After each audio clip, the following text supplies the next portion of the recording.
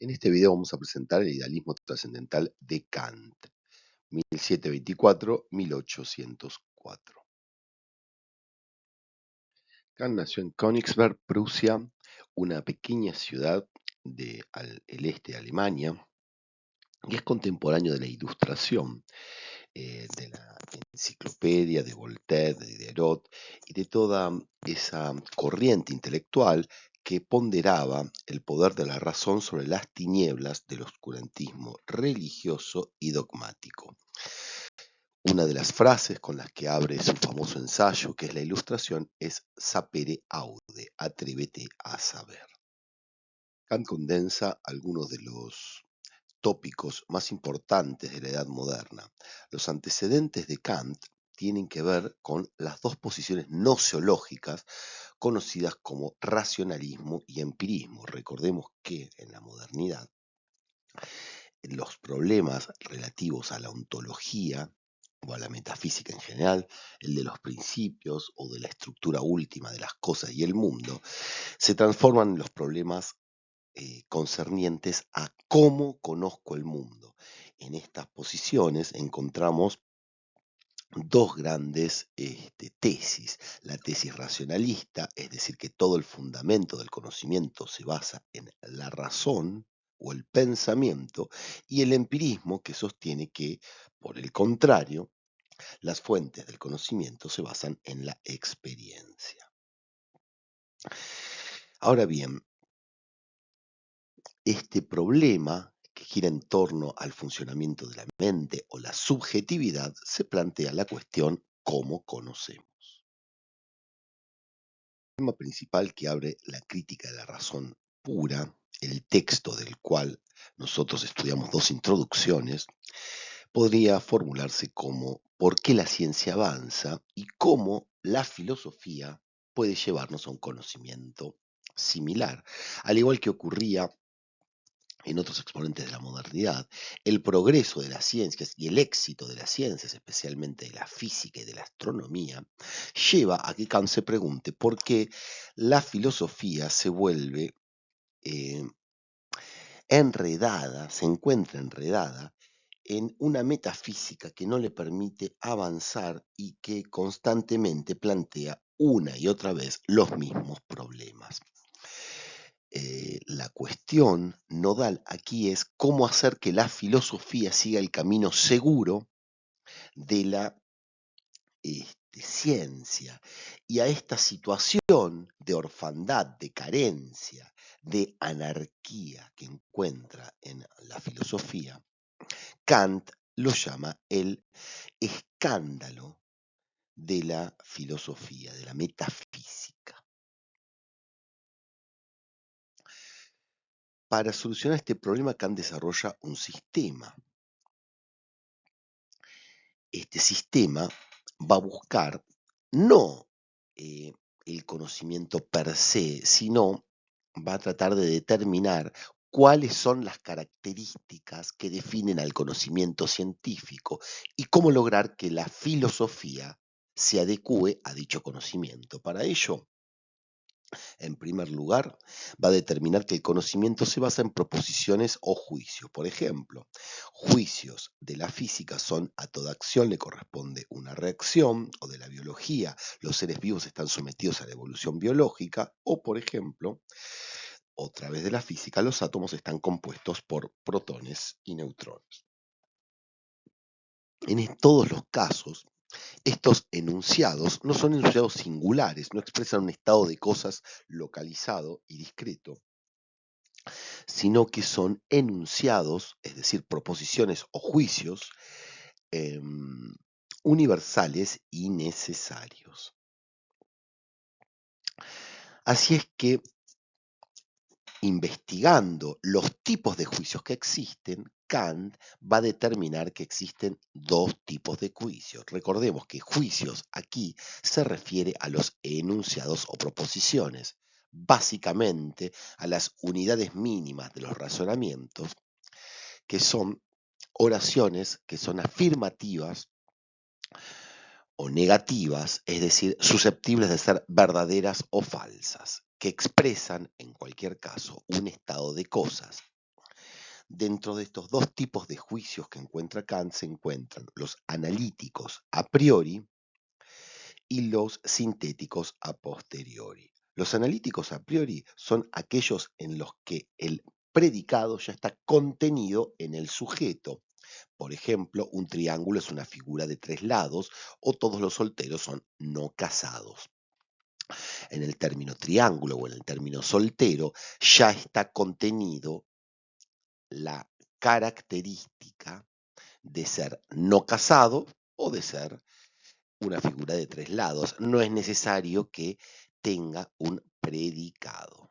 El predicado, entonces, ya está contenido en el sujeto. Recordemos que un enunciado o juicio o proposición está compuesto por un sujeto, un verbo que lo predica y un predicado, sujeto, verbo, predicado. Además, los enunciados analíticos son universales, es decir, son válidos para todo tiempo y lugar, y son necesarios, no pueden ser de otra manera. Estas dos características, universalidad y necesariedad, son propias de los juicios analíticos a priori. A priori no quiere decir que se encuentren antes de algo, es decir, no es una referencia temporal, sino es una referencia respecto del orden que ocupan dentro de del funcionamiento de las capacidades del conocimiento. A priori significa antes de la experiencia. Los juicios analíticos a priori son universales, necesarios y no dependen de la experiencia para su formulación. Es decir, siguiendo a Hume, son verdades de razón, son verdades analíticas, son verdades que funcionan con los contenidos de nuestra mente. Por el contrario, y oponiéndose punto por punto con los juicios analíticos a priori, se encuentran los juicios sintéticos a posteriori. Síntesis aquí significa unión. ¿Unión de qué con qué?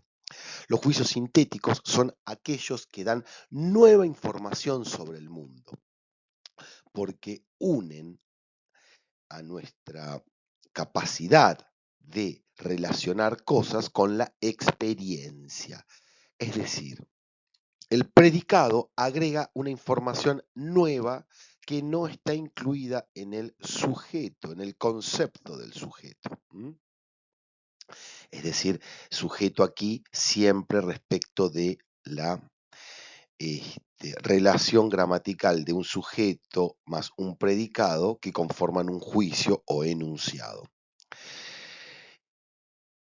Entonces, agregan nueva información sobre el mundo. Por ejemplo, mi mano tiene 5 dedos, o en este momento que estoy grabando el video es de noche, o es muy temprano a la mañana y todavía no salió el sol. Fíjense que en todos los casos, estos juicios, mi mano tiene 5 dedos, en este momento es de noche, es muy temprano por la mañana y todavía no salió el sol, en todos los sujetos no está contenida la información que agregan los predicados.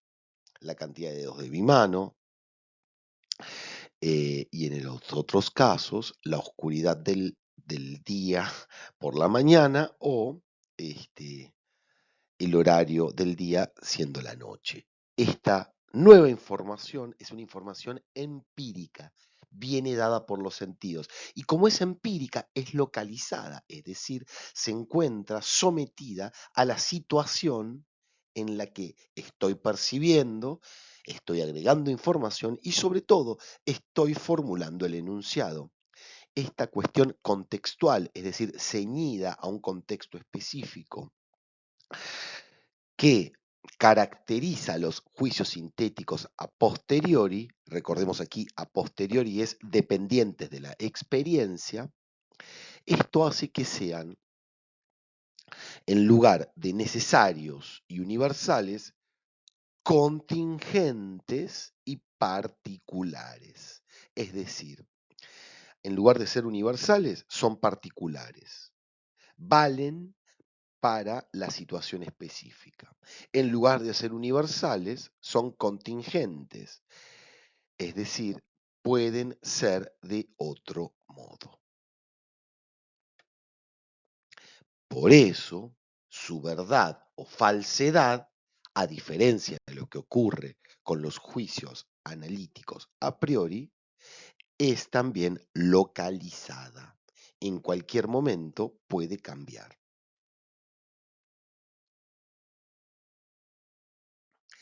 Estos dos juicios, analíticos a priori y sintéticos a posteriori, se corresponden, grosso modo, con las dos posiciones nociológicas que hemos visto antes.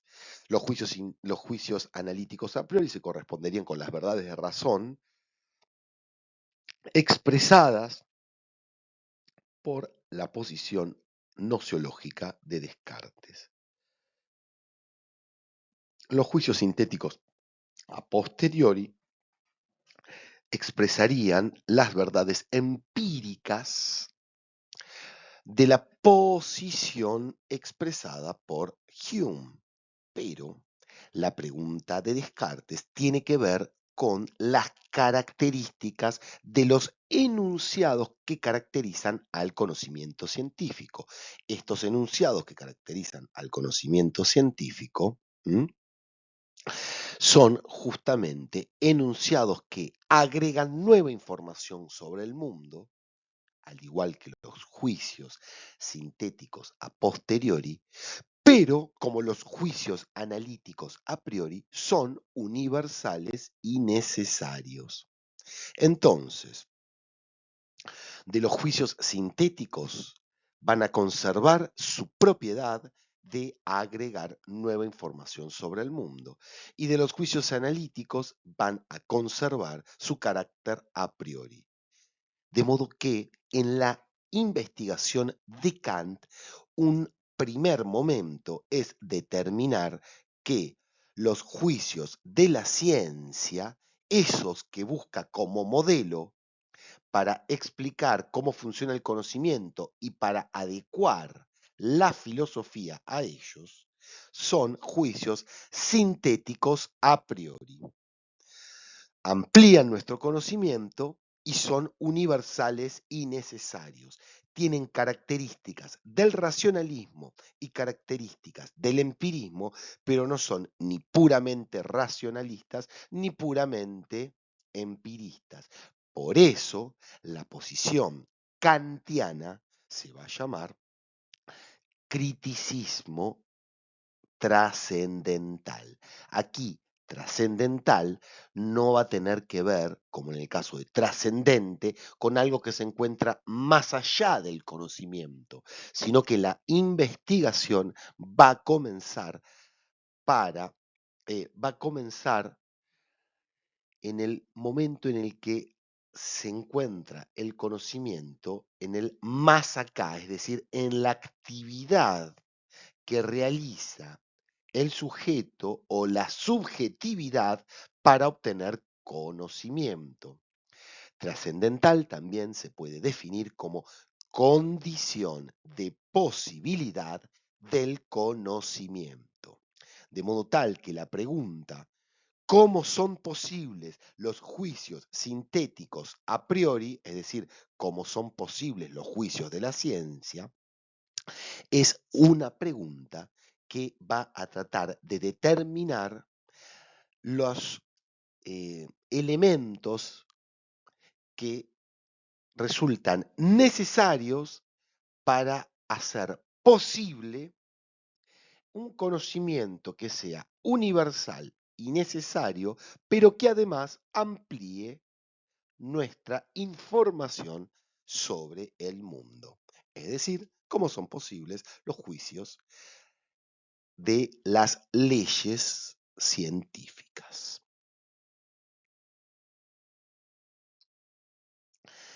La crítica de la razón pura, es decir, el libro de Kant en donde se encuentra desarrollada esta investigación, consta de tres partes. tres grandes partes. En la primera parte, la pregunta es cómo son posibles los juicios sintéticos a priori en las ciencias puras, es decir, en la matemática y en la geometría. Esta primera parte se llama estética trascendental. Estética es tomada de la voz griega aistesis, que significa experiencia, y a partir del análisis de las formas puras de la experiencia, es decir, del espacio y del tiempo, Kant no solamente va a determinar cómo construimos de un conjunto de intuiciones los fenómenos, sino que también va a determinar cómo estas categorías, estas formas puras, perdón, es decir, el espacio y el tiempo, intervienen en nuestra capacidad de elaborar juicios en las ciencias puras, es decir, la matemática y la lógica. Aquí, puro significa sin ninguna relación con la experiencia. Puro, en otras palabras, es purgado de toda relación con eh, la información que es capaz de recolectar nuestros sentidos sobre el mundo. La segunda parte, la analítica trascendental, se va a preguntar específicamente cómo son posibles los juicios sintéticos a priori en la física y en las ciencias o las ciencias de la naturaleza. Es decir, el tipo de juicios que vimos antes a modo de ejemplo. A toda reacción le corresponde, a toda acción le corresponde una reacción y juicios similares. ¿Mm? El modelo de estos juicios son las leyes desarrolladas por Newton. ¿Mm? Y en la analítica trascendental, lo que va a determinarse es cómo los fenómenos, es decir, la información que recopilan nuestros sentidos y que es sometida a las formas puras del tiempo y del espacio, se transforman en objetos de conocimiento. Es decir, se clasifican a través de las categorías para formar juicios. La analítica trascendental va entonces a dar cuenta de la formulación de juicios que son universales, pero que también nos dan nueva información sobre el mundo, es decir, juicios sintéticos a priori. La tercera parte va a estar dedicada a la metafísica y se va a denominar dialéctica trascendental. Va a preguntarse si son posibles los juicios sintéticos a priori en tres cuestiones típicas de la metafísica: la cosmología, es decir, va a preguntarse por la capacidad de tomar al mundo, es decir, a todos los fenómenos como objeto de los juicios, a la psicología, es decir, a la posibilidad de tomar el alma como objeto del conocimiento, y a la teodicea, es decir, a la percepción del paso de Dios sobre el mundo como también objeto del conocimiento. El objetivo de la crítica de la razón pura, declarado por el mismo Kant, es determinar los límites y las fuentes del conocimiento, es decir, un trabajo crítico que se propone discernir o discriminar qué es posible conocer, qué objetos, cómo los conocemos, es decir, cuáles son las competencias o capacidades que intervienen en ese conocimiento, y qué no podemos conocer, pero podemos pensar, es decir, las cuestiones que son concernientes a la metafísica, o aspectos del mundo que podemos suponer, pero que no podemos conocer. Aquí conocer quiere decir relacionar nuestra capacidad de pensar con nuestra capacidad de recolectar información sobre el mundo. Y en sentido estricto, conocimiento se dice de aquellos enunciados que son susceptibles de verdad o falsedad. Es decir, cómo a partir de estas dos capacidades, pensar y recolectar información sobre el mundo, podemos elaborar juicios verdaderos o falsos sobre aspectos de los fenómenos que nos rodean. En la medida en que estos juicios se relacionen con la experiencia, van a ser susceptibles de verdad o falsedad. En la medida en que no tengan relación con la experiencia, van a formar parte del ámbito de la metafísica, los vamos a poder pensar, pero no conocer. Es decir, no van a ser susceptibles de predicarse ni la verdad ni la falsedad de ellos. Kant asume el dictum empirista de que todo conocimiento comienza con la experiencia. A la recolección de información a través de los sentidos, Kant lo llama en un primer momento intuición. Lo que para Hume eran las impresiones, para Kant van a ser las intuiciones.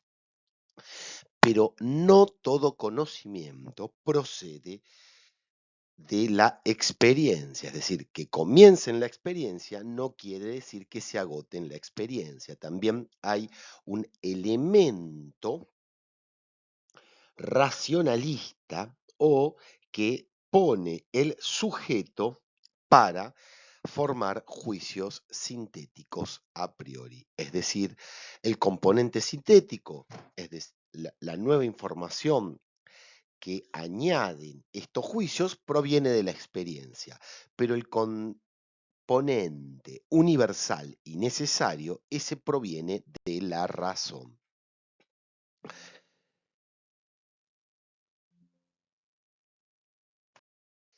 Entonces, en síntesis, lo que va a sostener Kant es, en la crítica a la razón pura, es que la instancia a priori, esa que hace que los juicios sean universales y necesarios, es un componente que viene dado por nuestras capacidades cognitivas, particularmente en el caso del conocimiento, aquellas que se hallan en el entendimiento, las categorías y en las formas puras de la experiencia, el espacio y el tiempo. El verdadero conocimiento, el conocimiento científico, enlaza datos de la experiencia con elementos que ponemos los sujetos en nuestra actividad de conocer y que se encuentran en nuestro pensamiento. Podríamos llamarlas a estas las formas puras.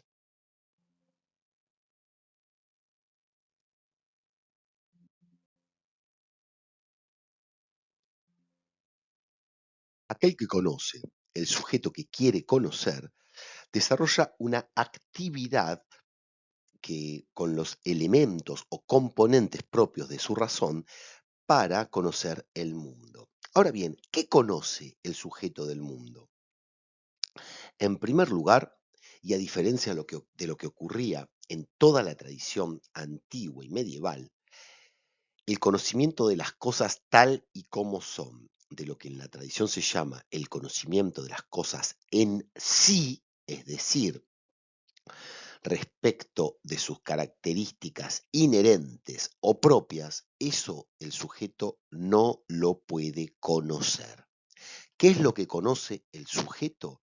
El sujeto solo conoce lo que puede representar de las cosas, es decir, conoce cómo la información que el mundo le brinda y que recoge él a partir de sus sentidos, cómo esa información se transforma primero en fenómenos y luego en juicios sobre esos fenómenos, es decir, conocimiento.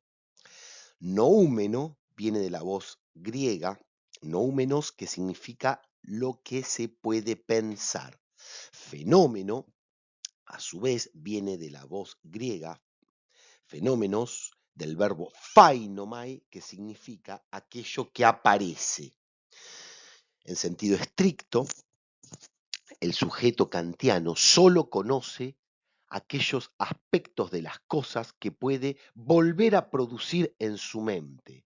Pero lo que las cosas sean en sí mismas, eso el sujeto no lo conoce ni lo puede conocer. ¿Por qué?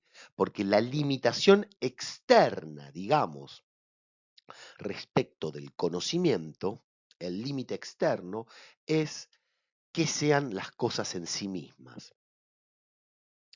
Lo que los sujetos llamamos realidad no es otra cosa que la capacidad de volver a producir los fenómenos con nuestras capacidades cognitivas, es decir, con nuestro pensamiento. Esta información que proviene de objetos externos que nosotros no podemos conocer, en primer lugar aparece como intuiciones que se organizan primero en las formas puras de la sensibilidad, el espacio y el tiempo. El espacio organiza las intuiciones en órdenes de sucesión anterior y posterior, es decir, en órdenes temporales. A su vez, el tiempo dispone las intuiciones sobre el espacio, perdón, dispone las intuiciones sobre, valga la redundancia, un plano o un espacio. Piensen, por ejemplo, que se pueden pensar los objetos dentro de un espacio y también se puede pensar el espacio sin objetos. Pero lo que no se puede pensar es el objeto sin espacio. Es decir, se puede pensar el objeto más el espacio o el espacio sin objeto, pero no se puede pensar el objeto sin espacio. Cada presentación mental que hacemos y que podemos hacer de un objeto, la hacemos sobre algún tipo de fondo, es decir, sobre algún tipo de espacio imaginado. Esta forma pura del espacio que acompaña todas nuestras representaciones sobre los objetos es a lo que Kant llama una forma necesaria y universal, es decir, pura, que acompaña cualquier representación que hagamos de un objeto, es decir, cualquier fenómeno. De la misma manera,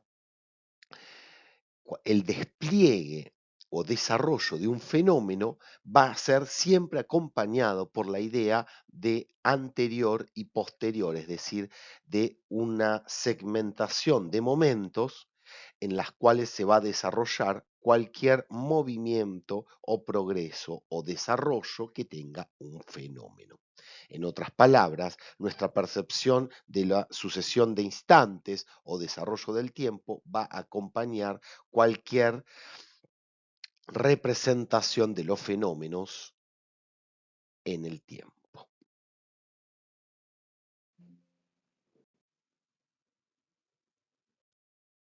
Aquí aparece una de las posiciones más fuertes que va a ser, que se van a desprender de la crítica a la razón pura. La mente o la subjetividad es un componente activo del conocimiento, es decir, produce la realidad.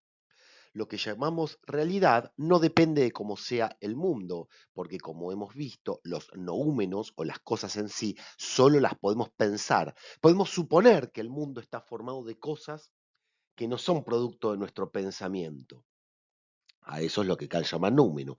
Pero lo que nosotros llamamos realidad es totalmente dependiente de nuestro pensamiento porque está constituido a través de nuestra capacidad de conocer. Está construido con componentes que pone el sujeto en su actividad conocedora.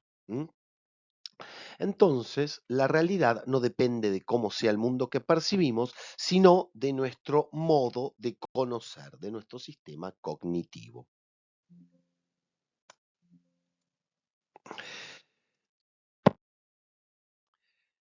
Vamos a decirlo de otra manera, los juicios sintéticos a priori no serían posibles sin lo que en la filosofía kantiana se expresa como giro copernicano.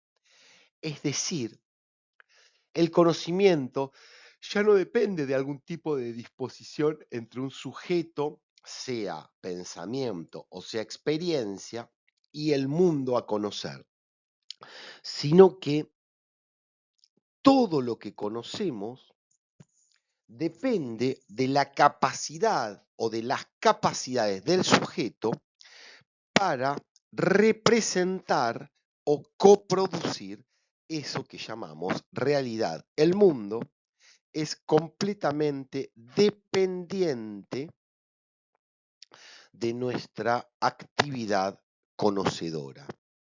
O, dicho al revés, los objetos no existen con independencia de nuestra mente. El giro copernicano es que el mundo, la realidad, gira en torno a la actividad cognitiva de los sujetos. De la misma manera que los planetas giran en torno al Sol dentro del sistema solar.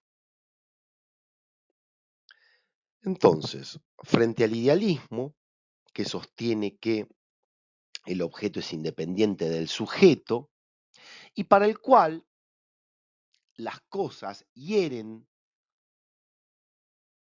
o informan desde afuera a los sujetos y el sujeto recibe, digamos, pasivamente esta información, y esa sería la posición tanto racionalista de, de Descartes o empirista de Kant, tenemos el idealismo trascendental en la que el sujeto en su actividad constituye a los objetos de conocimiento. El sujeto y el objeto no son entidades independientes, es decir, el sujeto no está por un lado esperando la información de los objetos para conocer y los objetos por el otro, con independencia de los sujetos, informando a la capacidad conocedora de los sujetos. No, sujeto y objeto son transformados, son creados por la actividad conocedora del sujeto. En ese sentido se dice que el sujeto es activo en la constitución de los objetos. El hecho de constituir la información o las intuiciones, en el caso de Kant, como objetos de conocimiento, eso no es otra cosa que conocer. Podríamos pensar que la actividad del sujeto es una actividad que modela la información que recoge a través de los sentidos.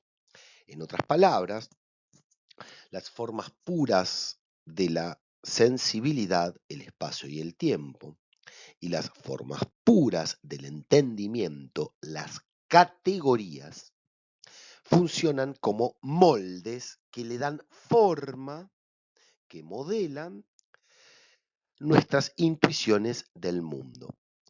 Entonces, las formas puras de la sensibilidad son el tiempo y el espacio. Como decíamos hace un rato, en la primera parte de la crítica de la razón pura en la estética trascendental, Kant se pregunta cómo son posibles los juicios sintéticos a priori en las matemáticas, en la aritmética en particular y en la geometría. Es decir, cómo son posibles los juicios que me dan nueva información sobre el mundo, pero que al mismo tiempo son universales y necesarios. Kant va a demostrar que a partir del uso de las categorías puras del tiempo, de las formas puras de la intuición, es decir, el tiempo y el espacio, Kant va a deducir que a partir del uso del tiempo se pueden desarrollar las competencias de la aritmética, es decir, la sustracción o la suma, y a partir del uso de la intuición pura del espacio, las de la geometría. De esta manera se puede desarrollar nuevo conocimiento, pero enteramente dentro de la esfera del pensamiento, es decir, sin apelar a la experiencia, aunque añade nuevo conocimiento, y al no apelar a la experiencia, este nuevo conocimiento es universal y necesario. Un poco más difícil va a ser la determinación de este mismo tipo de juicios dentro del conocimiento de las ciencias. Respecto del segundo grupo de moldes o de formas puras del entendimiento, Kant va a hacer notar que cualquier juicio que elaboremos para expresar conocimiento va a estar suponiendo ya el uso de ciertas categorías que no están dadas por la información que provienen de los sentidos, sino que están dadas por cierto tipo de componentes que agrega el sujeto a la información que proviene de los sentidos. En otras palabras, el caos de sensaciones y de intuiciones en general es organizado primero en la sensibilidad a través de las formas puras del entendimiento, espacio y tiempo, y luego esa información puede ser relacionada de varias maneras a través del uso de las categorías. Las categorías que va a tomar de referencia Kant son las que elabora Aristóteles en su famosa tabla de los juicios y que va a modificar levemente para obtener 12 categorías en total. Son estas categorías las que le permiten, según Kant, elaborar juicios sobre el mundo, es decir, relaciones de sujeto y predicado, que pueden ser universales y necesarias, pero que también agregan nueva información, es decir, que pueden conformar juicios sintéticos a priori. De esta manera, a diferencia de lo que ocurría en Hume, la causalidad o la sustancia ya no van a ser elementos que estén en el mundo, es decir, ni la causalidad está en el mundo, en las cosas en sí, ni la sustancia expresan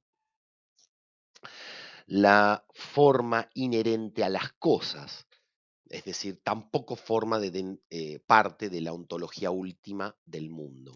Sin embargo, sí van a existir la causalidad y la sustancia, ya no como cosas o como parte de la estructura del mundo, sino como parte de los elementos componentes que dispone la subjetividad, es decir, la capacidad humana de conocer para dar cuenta del mundo. En otras palabras, la causalidad y la sustancia van a ser categorías que organizan la información que los sujetos reciben a través de sus sentidos sobre el mundo. Este es el giro copernicano, el elemento idealista propio de la posición kantiana. Ni la causalidad ni la sustancia se pueden captar por los sentidos porque no forman parte del mundo, pero sí son moldes o categorías puras que nos permiten organizar nuestras sensaciones. De modo que a la pregunta ¿cómo son posibles los juicios sintéticos a priori en las ciencias naturales?, Kant responde que las categorías a priori del entendimiento le otorgan, dotan a los juicios de universalidad y necesariedad, pero que la información que el sujeto reúne del mundo exterior, ordenada espacial y temporalmente, es decir, el elemento sintético, viene dado por la experiencia. Sin las categorías, el espacio y el tiempo no, no hacen otra cosa que organizar la información sin producir conocimiento. Pero sin la información que organizan las formas puras del espacio y el tiempo, las categorías no tienen ningún contenido empírico para organizar y, digamos, trabajan sobre sí mismas, trabajan sobre cáscaras vacías, no tienen contenido. Esto lleva a una frase muy famosa de Kant que dice: pensamientos sin contenidos son vacíos, intuiciones sin conceptos son ciegas. ¿Qué quiere decir esto? El pensamiento, es decir, aquella capacidad que proviene, en el caso del conocimiento, de el entendimiento, es decir, del uso de las categorías, si no contiene información que proviene de los sentidos y que está organizada en el espacio y el tiempo, es decir, categorías, pensamiento, sin la información de los sentidos, es decir, de la que está organizada por el espacio y el tiempo, esa está vacía, no tiene contenido. Por el contrario, esa información organizada en el espacio y el tiempo, las intuiciones, sin los conceptos, no expresan ningún tipo de conocimiento. Son, en palabras de Kant, ciegas. Finalmente, a la pregunta si son posibles los juicios sintéticos a priori en la metafísica, por supuesto Kant va a responder que no. El objeto mundo, alma o Dios van a ser objetos pensables pero no cognoscibles. La distinción entre lo que se puede pensar y lo que se puede conocer es uno de los objetivos. Es decir, determinar qué se puede pensar y qué se puede conocer era uno de los objetivos de la crítica de la razón pura. El uso de las categorías sobre categorías, es decir, al pensamiento, pensando el pensamiento, sin relación a la experiencia o a las intuiciones de la experiencia, no produce conocimiento. Sin embargo, puedo pensar objetos que no tengan relación con la experiencia, pero no puedo conocerlos. Esta distinción entre lo que se puede pensar y lo que se puede conocer no solo es importante en función de el conocimiento, sino también es importante en función de la acción práctica, pues en la acción práctica las ideas, es decir, estos objetos pensables pero no cognoscibles, van a cumplir una función rectora, van a guiar la acción individual y también la colectiva. En otras palabras, los tres elementos que se ponen en conjunto para conocer, según Kant, son la capacidad de organizar las sensaciones desordenadas que provienen del exterior utilizando las formas puras del entendimiento, de la sensibilidad y las categorías del entendimiento a partir de la actividad del sujeto cognoscente. Intuiciones, tiempo, espacio y categorías tienen que ponerse en relación para formar juicios sintéticos a priori. Sin la síntesis o unión de estos tres elementos, el conocimiento no puede realizarse. La metafísica, como pura especulación, solo utiliza las categorías y justamente por eso no logra constituirse como conocimiento. Hay dos limitaciones respecto a lo que se puede conocer. La primera limitación respecto de lo que existe tiene que ver con